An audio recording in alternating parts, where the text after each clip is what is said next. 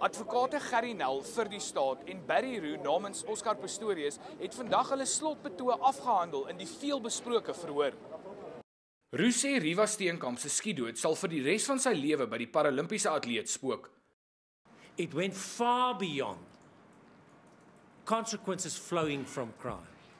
The denigration, the humiliation, the ridicule, the blame, the false allegations, ongoing, worldwide. Persistence, continuing.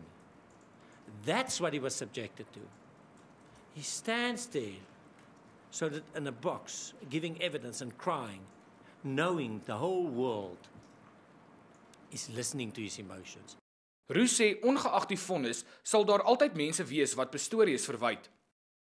In society, he will always be crucified by some people as a cold-blooded murderer.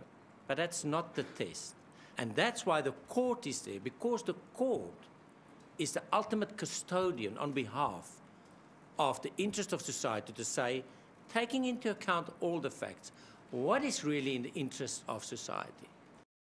Pistorius het onder meer sy motor verkoop om geld aan die Steenkamp gesin te gee. He lost all his money. He has nothing, my lady. He hasn't even got money to pay for legal expenses. He has nothing left. We explained that the last asset was his car. He sold that, not to try and get a better sentence.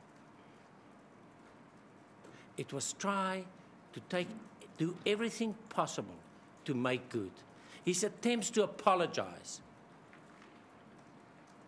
where he was said that it's not genuine. Die staat sê Pistorius wil die hof laat glo hy is 'n slagoffer terwyl hy Steenkamp doodgemaak het.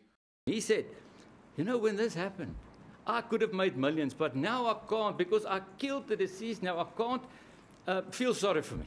The media victimized me.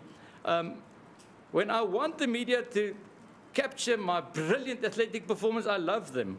When the media write about my trial, they're unfair. The state is unfair. They should not have prosecuted me in the way they did. But my lady, he's not a victim.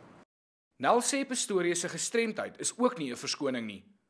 Disturbing that a man that wanted to compete with able-bodied athletes, never acted as a disabled person, would now shamelessly use this as an excuse and mitigating factor. Nel sê die hof het geen ander keuse as om Pistorius tronkstraf op te lê nie. Although he now killed the deceased, court please sentence him to the following. He should go home. He should go stay in a luxurious house where he's staying at the moment, in Waterkloof. And he will not leave his house except if he wants to go train, if he wants to go work, if he wants to go to church, if he wants to go to doctor. And be so kind as to 2 days in a month, just go do community service somewhere. That's all. For 3 years you do that. Weighed up against what he did, my lady, it's shockingly disproportionate. Die staat vra vir 10 jaar gevangenisstraf. Gerard Pretorius, 1 Nuus, Pretoria.